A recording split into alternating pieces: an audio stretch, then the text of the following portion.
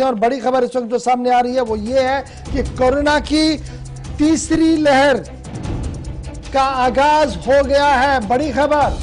इस वक्त कोरोना के हवाले से, कोविड-19 को लेकर जो माहिरीन लगातार बात बता रहे थे कि तीसरी लहर आएगी और दुनिया के अंदर इसका आगाज हो गया है। और इस वक्त की तस्दीक शुदा खबर जो हमारे पास है वो ये है कि तीसरी लहर ने सबसे पहले साउथ अफ्रीका के कुछ इलाकों के अंदर दस्तक दे दी है और वहां की मकामी इंतजामिया और एडमिनिस्ट्रेशन ने बाज़ाब्ता तौर पर इस खबर की तस्दीक की है। 5000 से ज्यादा केस जो हैं वो कोरोना तीसरी वेव के पॉजिटिव पाए गए हैं और अलर्ट जारी कर दिया गया है। बड़ी खबर इस वक्त सामने आ रही है और इसके साथ साथ खबर यह भी है कि जम्मू कश्मीर के मॉडल पर आज चर्चा हुई मुंबई हाई कोर्ट के अंदर। क्या कुछ पूरी खबर है, सीधे चलते हैं रहमत कलीम के पास। रहमत, बहुत शुक्रिया जी ज्वाइन करने के लिए। जरा पहले तीसरी वेव पर आएंगे जरूर, लेकिन खबर यह भी डेवलप हो रही है कि जम्मू कश्मीर के वैक्सीन मॉडल पर पीठ थपथपाई गई है और मामला मुंबई हाई कोर्ट के अंदर जेर समाअत आया। इस खबर पर जरा पहले आइए, उसके बाद तीसरी वेव पर भी आते हैं। मुंबई हाई कोर्ट में बाज़ाब्ता तौर पर कोरोना वैक्सीनेशन को लेकर जो नोटिस ली गई थी, उस नोटिस पर समाअत के दौरान आज जम्मू कश्मीर का जो मॉडल है उसकी भी बात की गई और इसकी तारीफ की गई। तारीफ इस अंदाज में की गई कि जो कम्युनिकेशन गैप है, जिसकी वजह से कहीं ना कहीं वैक्सीनेशन उस तेज रफ्तारी के साथ मुल्क के दीगर हिस्सों में नहीं हो पा रही है जिसकी उम्मीद की जा रही है। और थर्ड वेव से पहले जिस अंदाज में वैक्सीनेशन का दबाव बनाया जा रहा है, उस रफ्तार से वैक्सीनेशन न होने की वजह से अदालत ने नाराजगी का इजहार किया है और कहा है कि जम्मू कश्मीर में जो जोग्राफियाई एतबार से एक गांव से दूसरे गांव के बीच में समंदर आते हैं, नदी नाले आते हैं, उसके बावजूद जो कम्युनिकेशन गैप है या फिर जो सड़कों की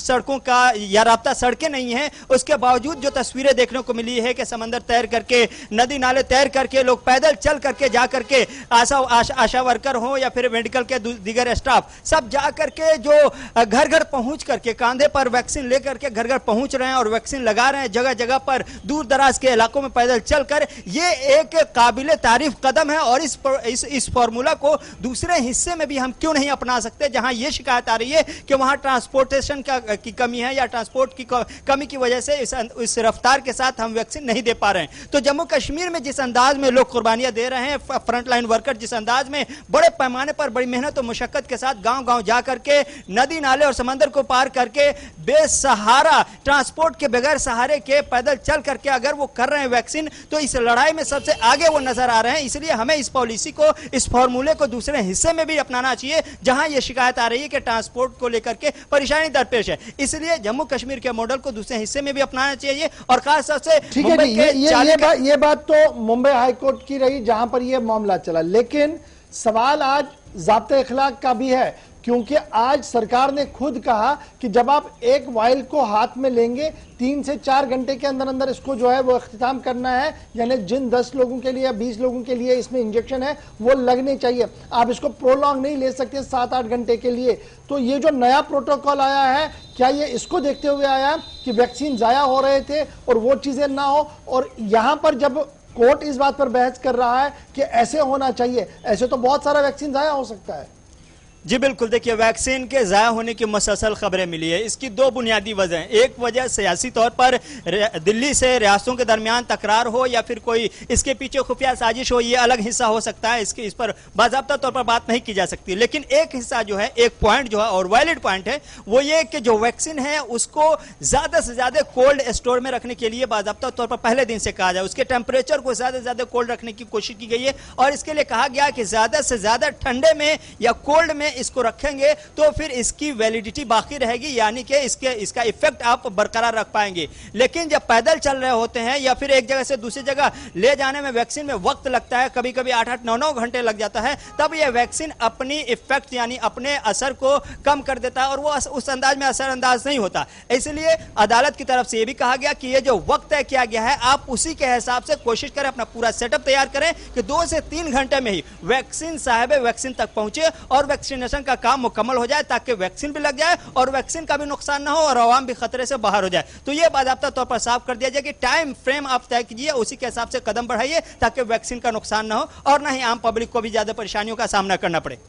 चलिए अब जरा आते हैं अपनी बड़ी खबर की ओर। वो बड़ी खबर यही है कि तीसरे वेव के बारे में माहिरीन बात कर रहे हैं और इस बीच खबर साउथ अफ्रीका से कि तीसरे वेव ने दस्तक दे दी और 5000 से ज्यादा केसेस डिटेक्ट भी हो गए हैं। तफसील क्या कुछ है और किन अफ्रीकी रियासतों के अंदर यह मामला सामने आया और माहिरीन आलमी सतह पर क्या कुछ कह रहे हैं।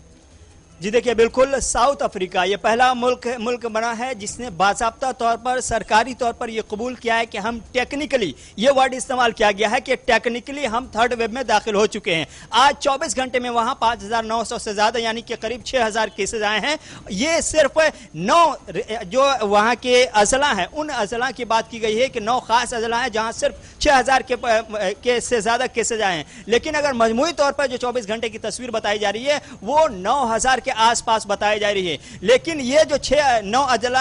अजला हैं उन अजला में पिछले एक हफ्ते से कंटिन्यू जो केसेज बढ़े हैं और उसमें एक दिन में अगर 5000 6000 के आसपास केसेज आए हैं तो माहिरीन का कहना है कि वहां की सरकारी जो एक्सपर्टीज की कमेटी है उनका कहना है कि हम टेक्निकली थर्ड वेव में दाखिल हो चुके हैं, चूंकि मरने वालों की तादाद भी बढ़ रही है और मुतासिरीन की तादाद भी बड़ी तेजी के साथ बढ़ रही है। तो ये पहला मुल्क साउथ अफ्रीका है जिसने कबूल किया कि हमारे 9 अजला खतरे में हैं और 9 अजला इसलिए खतरे में है चूंकि वहां थर्ड वेव टेक्निकली अंदाज में दाखिल हो गया। इसके साथ ही साथ 2 तस्वीरें और बन रही है, एक बन रही है बर्तानिया की और दूसरी ब्राजील की। ब्राजील ऐसा मुल्क सामने आया है जो फर्स्ट वेव में भी सबसे ज्यादा मुतासिर रहा, सेकेंड वेव का भी शिकार हुआ बहुत अच्छे अंदाज में और थर्ड वेव का भी असर कहीं ना कहीं ब्राजील पर पड़ता हुआ दिखाई दे रहा है। और बर्तानिया, ये 2 मुल्क ऐसे हैं जो साउथ अफ्रीका के बाद निशाने पर है और खबर मिल रही है कि कहीं ना कहीं थर्ड वेव की एंट्री यहां हो चुकी है। सरकारी तौर पर अभी कबूल नहीं किया गया, एतराफ नहीं किया गया, लेकिन ब्राजील सिर्फ अगर हम देखें तो साउथ अफ्रीका के इन इलाकों के अंदर यह बात सामने आ रही है कि जी यहां पर थर्ड वेव आई है। टेक्निकली वहां के ज़राए ब्लाग और वहां की जो इंतजामिया वो इस बात को मान रही है। दीगर इलाकों के अंदर जो वेव है इस पर अभी टेक्निकली कोई क्लियरेंस नहीं है और यही वजह कि अभी खामोशी है।